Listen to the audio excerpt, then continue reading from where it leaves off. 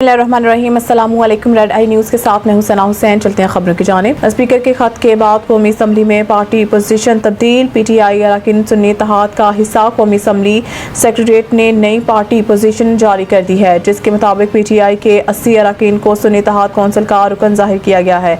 कौमी assembly secretariat की जानिब से जारी बयान में नून लीग पीपल्स पार्टी JUI से वापस ले जाने वाली नशिस्तों का पार्टी पोजीशन में जिक्र किया गया है।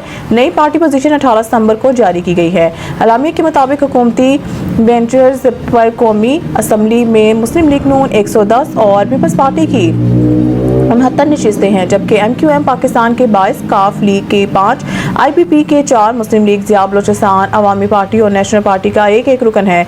सेक्रेटेरिएट के मुताबिक मुस्लिम लीग नून को 15, पीपल्स पार्टी को 5 और JUI को 5 मखसूस नशिस्तें दी गई थी, ताहम मखसूस नशिस्तें गिनती में शामिल नहीं हैं।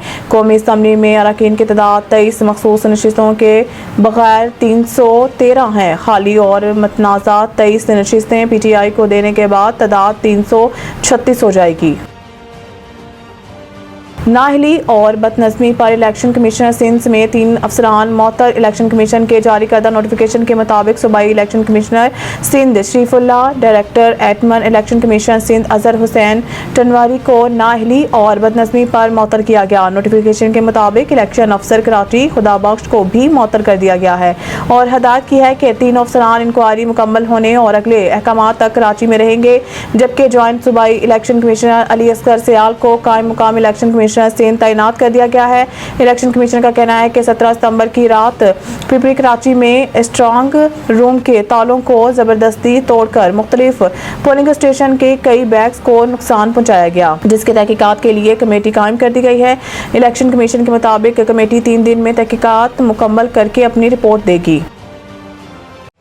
वफाकी काबीना ने सुप्रीम कोर्ट तरमीमी प्रैक्टिस एंड प्रोसीजर आर्डिनेंस मंजूर कर लिया। ज़राए के मुताबिक वफाकी काबीना ने मुसवदे की मंजूरी समरी सर्कुलेशन के जरिए दी। प्रैक्टिस एंड प्रोसीजर तरमीमी आर्डिनेंस 2024 पर सदर से जल्द मंजूरी का इम्कान है। तरमीमी आर्डिनेंस 2024 के निफाज से अदलिया में जो भी कार्रवाई होगी, इसका मुसवदा तैयार होगा, जबकि अदलिया की कार्रवाई अवाम के लिए दस्तयाब होगी।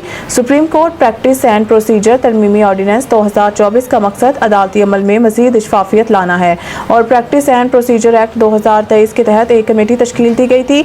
मुकदमात की मेरिट पर समाअत और निपटाने को यकीनी बनाने के लिए कमेटी के अंदर बेहतरी लाई जा रही है। नए तरमीमी ऑर्डिनेंस के तहत कमेटी के किसी रुकन की अदम दस्तयाबी पर चीफ जस्टिस किसी मौसूस जज को कमेटी का रुकन नामजद कर सकते हैं। JUI रहनुमा के बिलावल भुट्टो से मंसूब बयान पर पीपल्स पार्टी का रद्द-ए-अमल। शाज़िया मरी ने कहा है कि हम न सिर्फ मौलाना फजलुर रहमान बल्कि अपोजिशन में मौजूद दूसरी जमातों को भी डायलॉग में शामिल करना चाहते हैं और तमाम स्टेक होल्डर्स को ऑन बोर्ड लेने की तजवीज़ हुकूमत को भी दी है। उन्होंने कहा कि हम समझते हैं कि कोई मिस कम्युनिकेशन या मिस अंडरस्टैंडिंग हुई है। इस तरह का बयान देना नामुनासिब अमल है। ख्याल रहे कि कुछ रोज़ कबल सेनेटर कामरान मुर्तज़ा ने कहा था कि हमें जो पहला मुसवदा दिया गया वो वोटिंग से पहले आधी रात को दिया गया। कामरान मुर्तज़ा का कहना था कि इसकी थोड़ी देर बाद ही बिलावल भुट्टो तशरीफ ले आए। बिलावल भुट्टो के सामने तहफ़्फ़ुज़ात का इज़हार किया तो उन्होंने कहा कि मुझे भी तहफ़्फ़ुज़ात थे, लेकिन मजबूरी है। उन्होंने कहा कि हमने बिलावल से कहा कि आपकी मजबूरी होगी, हमारी मजबूरी नहीं है। न्यूज़ स्टूडियो से फिलहाल के लिए इतना ही। मज़ीद न्यूज़ अपडेट के लिए देखते रहिए रेड आई न्यूज़।